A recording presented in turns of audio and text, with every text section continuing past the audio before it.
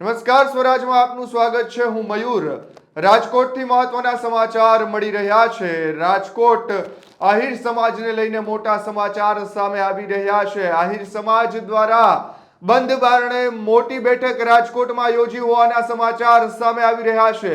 રાજકોટના જામનગર રોડ પર એક ફાર્મ હાઉસમાં બેઠક મળી હોવાના અહેવાલ હાલ પ્રાપ્ત થઈ રહ્યા છે। શું આ બેઠકમાં રાજકોટના રાજકારણમાં ભૂકંપ લાવશે તેમની પણ ચર્ચાઓ થઈ રહી છે। કારણ કે બંધ બારણે મળેલી આ બેઠકમાં શું ચર્ચાઓ થઈ, કોણ કોણ હાજર રહ્યું હતું તેમને લઈને અનેક ચર્ચાઓ જાગી છે। રાજકોટના રાજકારણમાં આહિર સમાજ કંઈક નવા જૂની કરવાના મૂડમાં હોય તેવું સ્પષ્ટપણે આ બેઠક બાદ લાગી રહ્યું છે। આહિર સમાજના આગેવાનોની બંધ બારણે આ બેઠક મળી હતી। આ બેઠકની અંદર મોટા જે આહિર સમાજના આગેવાનો છે, ઉદ્યોગપતિઓ છે, તેઓ હાજર રહ્યા હતા। રાજકોટ આહિર સમાજના ભાજપના આગેવાન અને ઉદ્યોગપતિના ફાર્મમાં આ બેઠક મળી હોવાનું હાલ સામે આવી રહ્યું છે। આહિર સમાજની આ બેઠકનો એજન્ડા શું હતો તેમને લઈને અનેક ચર્ચા જાગી રહી છે, અનેક સવાલો જે છે તે થઈ રહ્યા છે। રાજકોટમાં મળેલી આહિર સમાજની બેઠકમાં ભાજપ, કોંગ્રેસ અને આપના નેતાઓની હાજરી પણ હોવાનું સામે આવી રહ્યું છે। ત્યારે ભાજપ, કોંગ્રેસ અને આપના નેતાઓ શું કંઈક નવા જૂની કરશે? કારણ કે આહિર સમાજની આ બંધ બારણે જે બેઠક મળી છે તેમાં એજન્ડા શું હતો તેમને લઈને પણ સવાલો થઈ રહ્યા છે। રાજકોટ આહિર સમાજના કોર્પોરેટર અને પૂર્વ કોર્પોરેટર સહિત તેમજ અનેક પાર્ટીના નેતાઓ આ બેઠકમાં હાજર રહ્યા હોવાનું હાલ તો સામે આવી રહ્યું છે। આહિર સમાજના આગેવાનો કંઈક મોટું કરવાના મૂડમાં હોય તેવું આ બેઠકથી સ્પષ્ટ જણાઈ રહ્યું છે। આ બેઠકથી રાજકોટના રાજકારણમાં પણ ગરમાવો જોવા મળી રહ્યો છે। આ બંધ બારણે મળેલી બેઠકમાં શું ચર્ચાઓ થઈ, શું એજન્ડા નક્કી કરવામાં આવ્યો હતો, શા માટે આ બેઠક યોજવામાં આવી હતી તેમને લઈને ચર્ચા કરવા માટે આપણી સાથે આહિર સમાજના અગ્રણી ઘનશ્યામભાઈ હેરભા ફોન લાઈન પર જોડાયા છે। તેમની સાથે જ સીધી વાત કરીશું। ઘનશ્યામભાઈ, એક મોટી બેઠક આહિર સમાજની મળી હોવાની, બંધ બારણે બેઠક મળી હોવાના અહેવાલ પ્રાપ્ત થઈ રહ્યા છે। શું એજન્ડા હતો, કોણ કોણ આ બેઠકમાં હાજર રહ્યું હતું અને આ બેઠક પાછળ કયા પરિબળો કામ કરી રહ્યા છે? મયુરભાઈ, આમ તો છે ને એવું કઈ ખાસ નહોતું। આહિર સમાજના બધા યુવા આગેવાનો ભેગા થયા હતા। આમ તો ડિનર ડિપ્લોમસી કહી શકાય કે ભાઈ બધા ફૂડલા પાર્ટી કરીએ ને એ બાને બધા મળીએ, પણ હાજરમાં છે કોર્પોરેટરો અને પૂર્વ કોર્પોરેટરો અને બધી જ પાર્ટીના લોકો, સામાજિક લોકો હાજર હતા। પણ હવે અત્યારે જે બાકીનું બધું હોય છે એ પ્રમાણે સામાજિક લોકો બધા મળે, એકબીજાને ચર્ચા કરીને ભવિષ્યમાં આગળ શું પ્લાનિંગ કરવું અને શું કરવું એના માટેની ચર્ચા વિચારણા હતી, રૂટીન। બાકી કઈ નહોતું ખાસ કરીને, પર્ટિક્યુલર કોઈ એજન્ડા નહોતો એમનો। ઘનશ્યામભાઈ, જે પ્રમાણે અમારી પાસે અહેવાલ મળી રહ્યા છે તે પ્રમાણે આગામી સ્થાનિક સ્વરાજની ચૂંટણીઓ પણ આવી રહી છે, તેમને લઈને કોઈ ચર્ચાઓ આ બેઠકની અંદર થઈ છે? ખાસ ચર્ચાઓ નથી થઈ, પણ જ્યારે હવે મહાનગરપાલિકા, તાલુકા પંચાયત, જિલ્લા પંચાયતની ચૂંટણીઓ આવી રહી છે તો આહિર સમાજ બધા બેસીને રૂટીન જે જમવા ભેગા થયા હતા તો એવી ચર્ચા કરીએ કે આપણે આગળની ઇલેક્શન આવી રહ્યા છે એમાં એના માટે અને સામાજિક જે કંઈ સુધારા વધારા હોય એના માટે આપણે બધા સાથે મળીને શું કરવું જોઈએ અને સમાજે એક સાથે રહી અને કોઈની સાથે રહી અને સારી રીતે પેલું કરવું જોઈએ, જ્યાં સમાજને બેનિફિટ સારો રહેતો હોય એવી જગ્યાએ સાથે રહેવું જોઈએ। ઘનશ્યામભાઈ, આ બેઠક બાદ એવી પણ ચર્ચા જાગી રહી છે કે રાજકોટના રાજકારણમાં આહિર સમાજ કંઈક નવા જૂની કરશે। ના, એવું તો કઈ ખાસ નથી, બરાબર છે।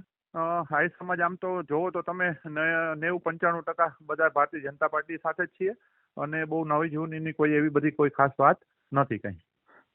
ઘણા કોંગ્રેસ અને આહિર સમાજના જે આગેવાનો, કોર્પોરેટરો પણ ત્યાં હાજર રહ્યા હતા। આમ આદમી પાર્ટીના પણ ત્યાં રહ્યા હતા। તેઓ આગામી દિવસોમાં ભાજપમાં જોડાઈ શકે તેવી કોઈ વાત ખરા? ના ના ના, એવી કોઈ વાત નથી, પણ સામાજિક અમે તો આમ તો છે ને જમવા માટે જ બધા ભેગા થયા હતા। ઘણા ટાઈમથી નહોતા મળ્યા તો એવું થયું કે ભાઈ આપણે બધા લોકો સાથે મળીએ, સાથે જમીએ અને સામાજિક કઈ ચર્ચા કરીએ તો સામાજિક કઈ પરિબળોમાં આપણે કોઈને ક્યાંય ઉપયોગી થતું હોય, સામાજિક કઈ સુધારા વધારા હોય, જે કઈ રીતિ રિવાજો છે એવું હોય એના માટેની ખાસ તો ચર્ચા હતી, રૂટીન। ઘનશ્યામભાઈ, આગામી સ્થાનિક સ્વરાજની ચૂંટણીમાં આહિર સમાજનો વાત કરીએ તો શું રોલ રહેશે? અને ઘણા બધા નેતાઓ જે આહિર સમાજના હજુ આમ આદમી પાર્ટીમાં પણ છે અને કોંગ્રેસમાં પણ છે, તેઓ પણ ક્યાંક ને ક્યાંક ભાજપમાં જોડાય તેવી વાત પણ અમારી પાસે સામે આવી છે। આ બેઠકની અંદર આ બાબતે પણ ચર્ચા થઈ છે।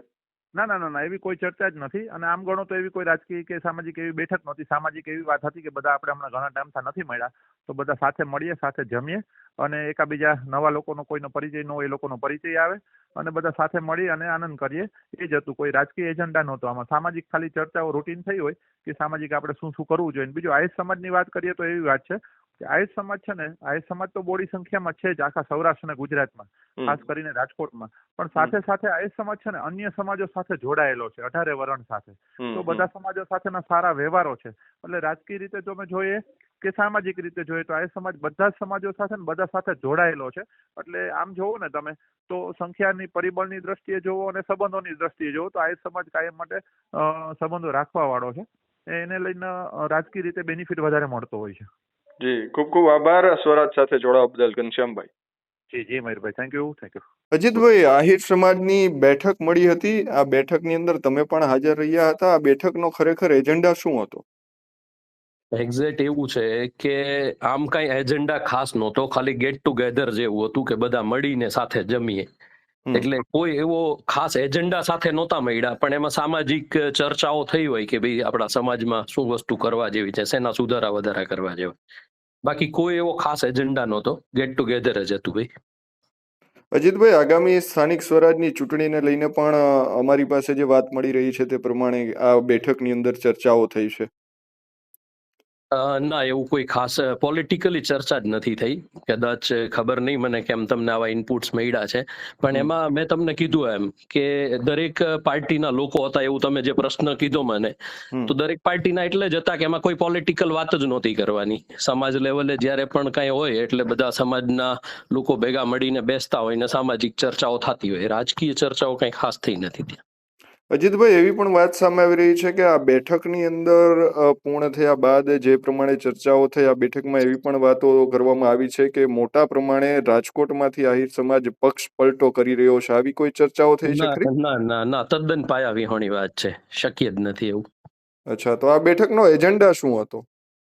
એજન્ડા મેં કીધું એમ ગેટ ટુગેધર જ હતું. અને આહિર સમાજ એવો છે કે જે દરેક સમાજ સાથે રહે છે, દરેક પોલિટિકલ પાર્ટીમાં જોડાયેલો છે. એટલે કોઈ પોલિટિકલી એક પક્ષ સાથે જવું ન જવું એવી કોઈ ચર્ચા જ નથી થઈ.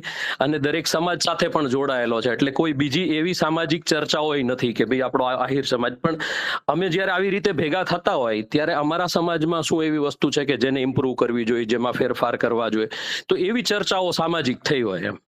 જી બિલકુલ, ખૂબ ખૂબ આભાર સ્વરાજ સાથે જોડાવા બદલ. બાકી કોઈ પોલિટિકલ ચર્ચા નથી થઈ. ઓકે અજીતભાઈ. ઓકે જી.